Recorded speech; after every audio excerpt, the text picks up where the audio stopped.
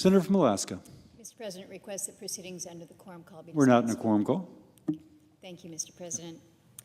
Mr. President, I've come to the floor this evening to share my thoughts on what has been an extraordinarily long and difficult and truly painful process. As we took up the cloture motion on the nomination of Brett Kavanaugh to the United States Supreme Court, the process that led us to this vote today has been, in my view, a horrible process, a gut-wrenching process, where good people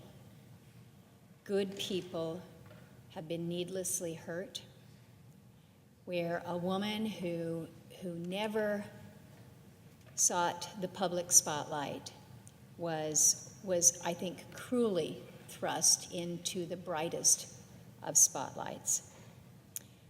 A good man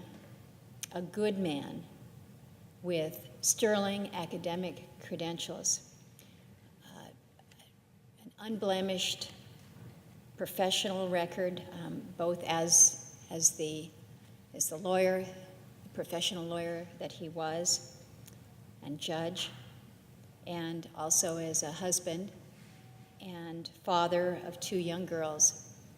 He's been damaged terribly. And as both of these individuals, Dr. Ford and Judge Kavanaugh, have been harmed, their families have too. And we must do better by them. We must do better as a legislative branch. We have an obligation, a moral obligation, to do better than this. I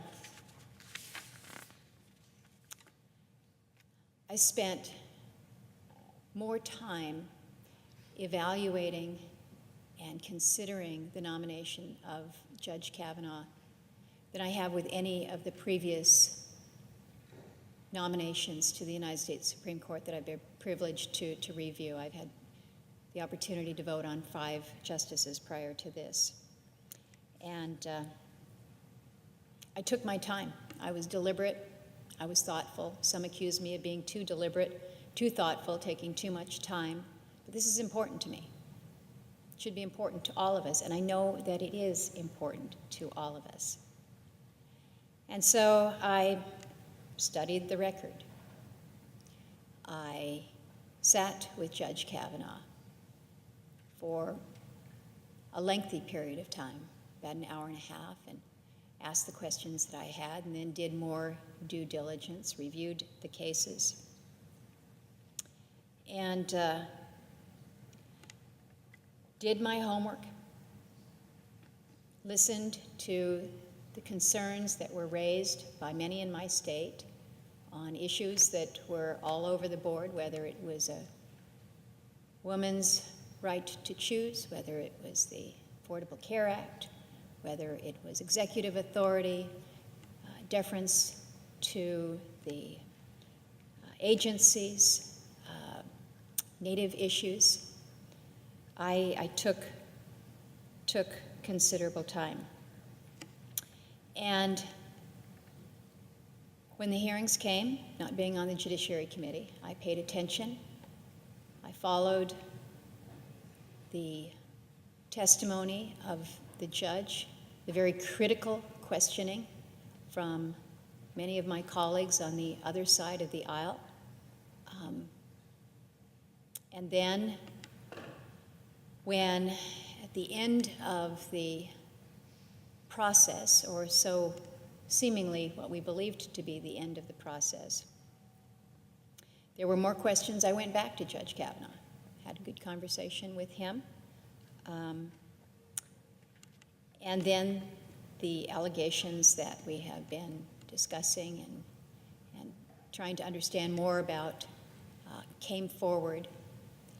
And we all moved from focusing on the issues to truly a discussion that none of us ever thought that we would be having when it came to confirmation process for someone to the highest court in the land. And so there was more work to be done. I was one who wanted to make sure that there was a process going forward. And when there were more questions that were raised after the initial process, was one who joined in asking that the FBI step in and do further review. So I have been engaged in this lengthy and deliberative process for months now. And I was truly leaning towards supporting Judge Kavanaugh in his nomination as I looked to that record. But we know that in our role of advice and consent, it is not just the record itself. There is more that is attached to it. It is why, when in the state of Alaska, a nomination for a judge goes forward, you rate them not only on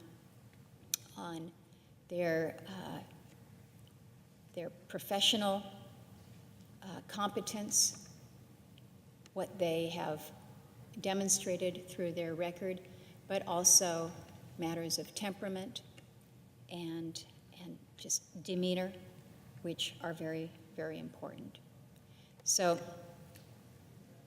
we shifted that conversation from so many of the issues that I had been focused on to other areas that are also important in evaluating a nominee for the courts.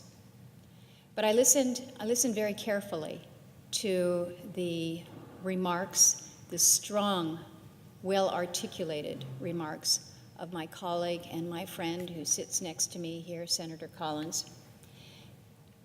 And I found that I agreed with many of the points that she raised on the floor earlier. I do not think that Judge Kavanaugh will be a vote to overturn Roe versus Wade.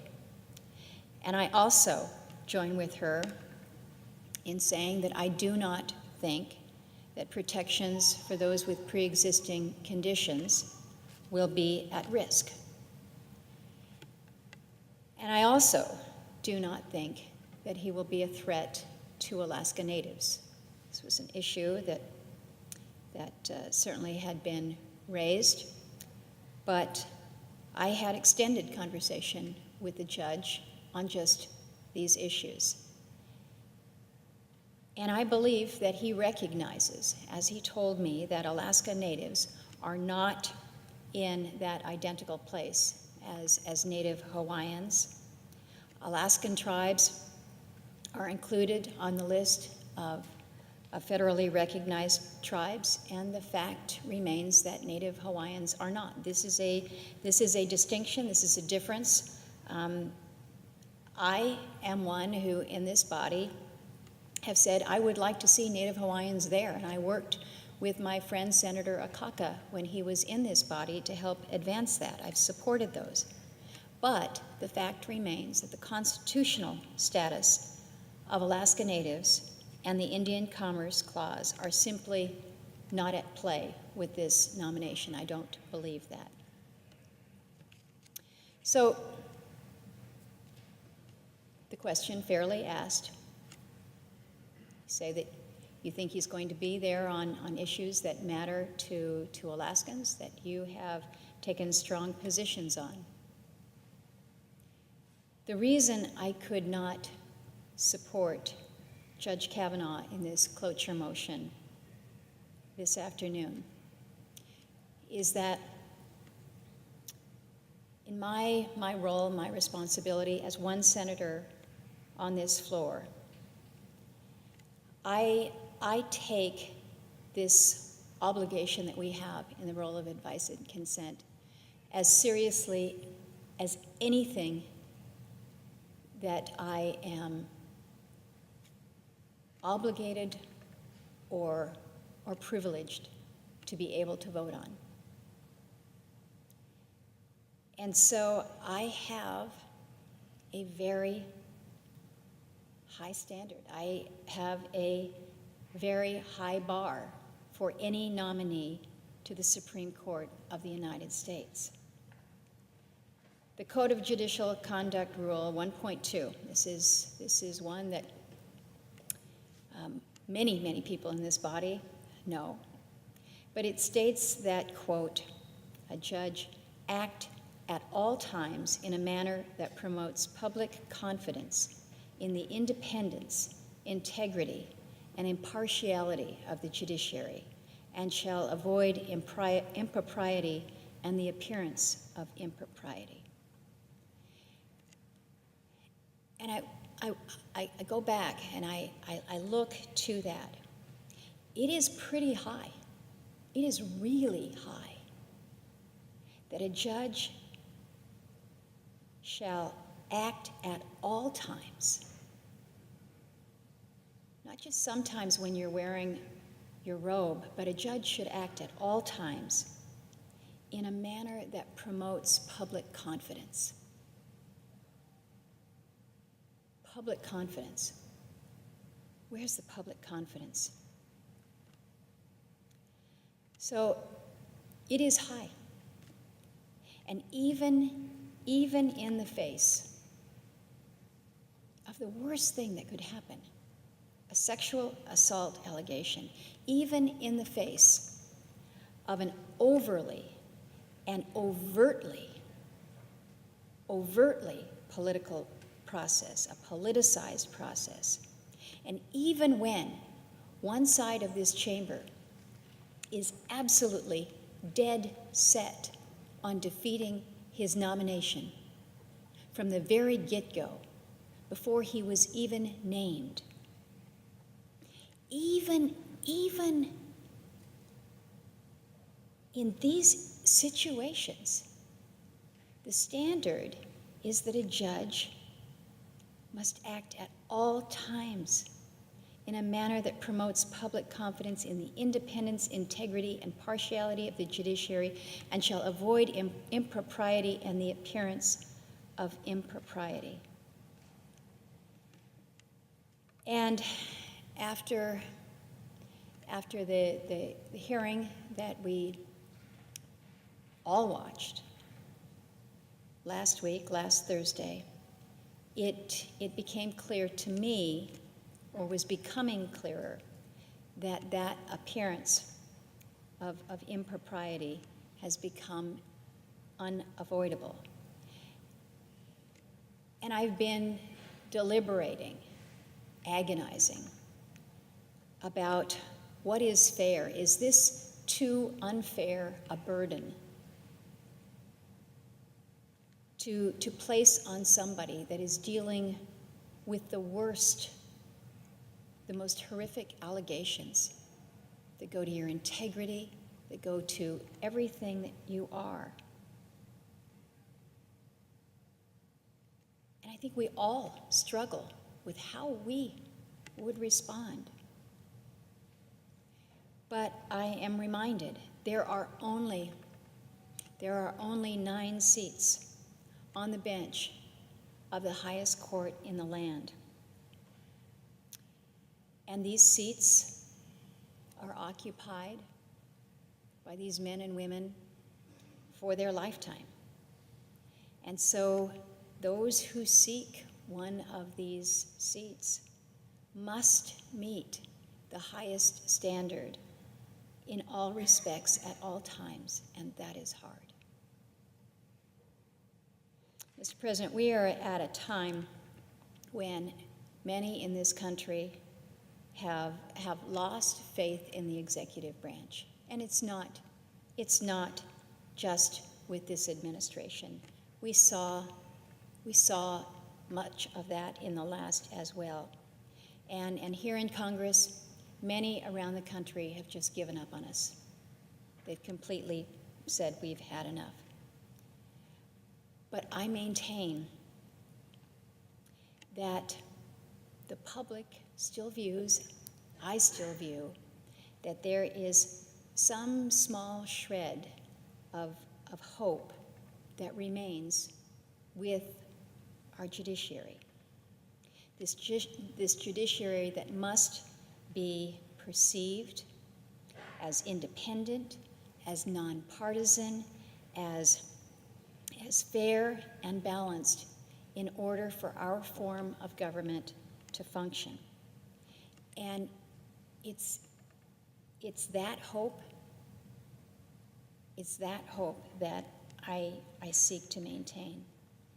And I think that's why I have demanded such a high standard to maintain or regain that public confidence, because it is so critical that we have that public confidence in at least one of our three branches of government.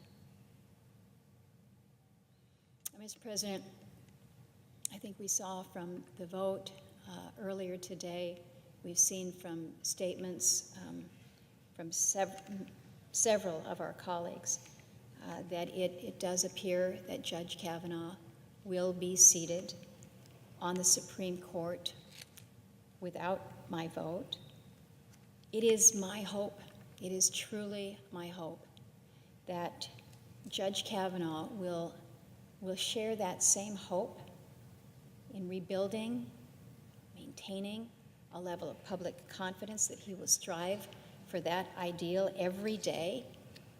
It's my hope that he will be that neutral arbiter, the umpire who only calls the balls and the strikes, that he will be that force for stability. I believe that Judge Kavanaugh is a good man. He's a good man. He's clearly a learned judge. But in my conscience,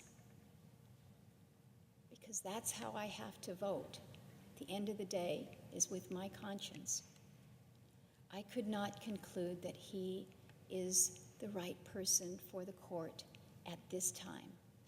And this has been agonizing for me with this decision. It is as hard a choice, probably as close a call as any that I can ever remember. And I hope and I pray that we don't find ourselves in this situation again. But I'm worried. I am really worried that this becomes the new normal, where we find new and even more creative ways to tear one another down. That good people are just going to say, forget it. It's not worth it.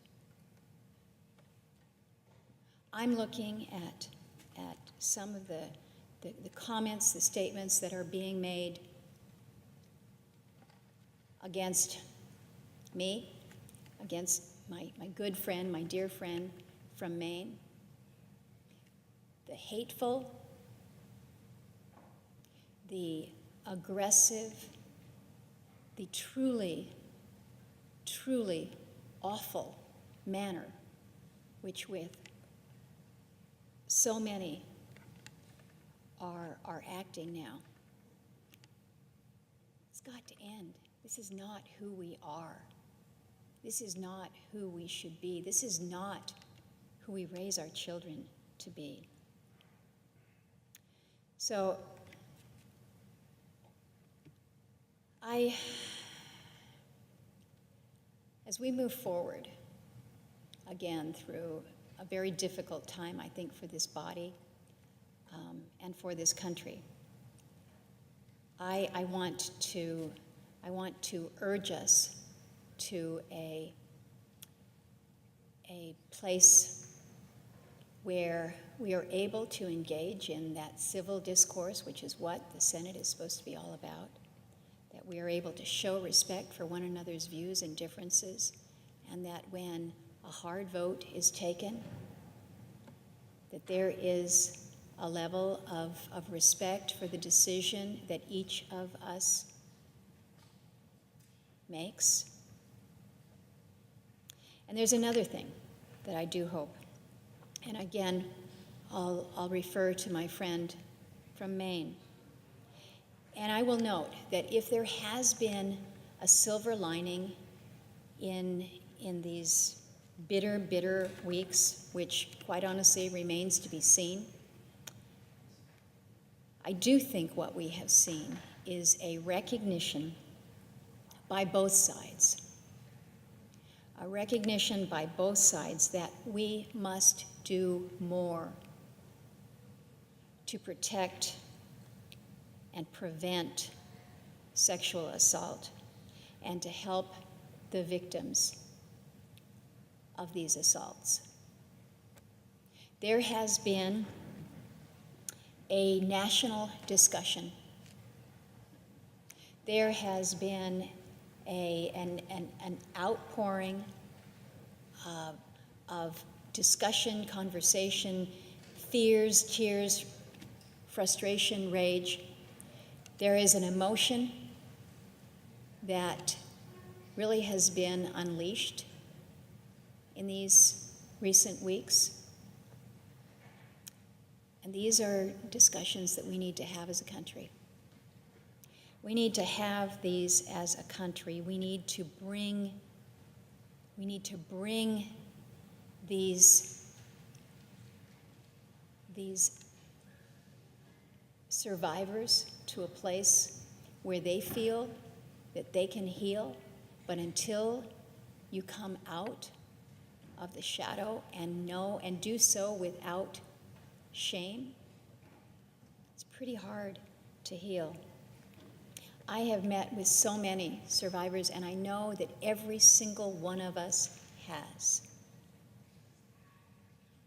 And I've heard from colleagues, as they have shared with me, that they have been truly surprised, many stunned, by what they are learning is the prevalence of this, unfortunately, in our society today. In Alaska, and the presiding officer knows in your state, the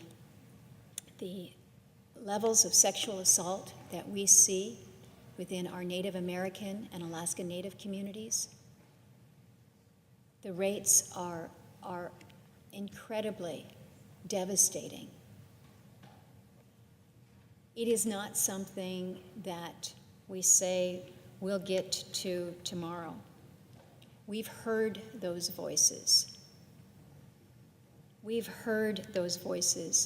And I hope that we have all learned something, that we owe it to the victims of sexual assault to do more and to do better and to do it now with them. Mr. President, I'm going to close, and thank you, but I truly hope that we can be at that place where we can move forward in a manner that shows greater respect, greater comity. We owe it to the people of America to return to a less rancorous confirmation process. In the spirit of that comity, and again, while I voted no on cloture today, and I will be a no tomorrow, I will, in the final tally, be asked to be recorded as present. And I do this because a friend, a colleague of ours, is in Montana this evening, and tomorrow, at just about the same hour that we're going to be voting, he's going to be walking his daughter down the aisle, and he won't be present to vote. And so I have extended this as a courtesy to my friend. It will not change the outcome of the vote, but I do hope that it reminds us that we can take very small steps to be gracious with one another, and maybe those small, gracious steps can lead to more. But I know that as hard as these matters are that we deal with, we are humans. We have family that we love. We don't spend near enough time with them. And making sure that we can do one small thing to make that family a little bit better is a better way for tomorrow.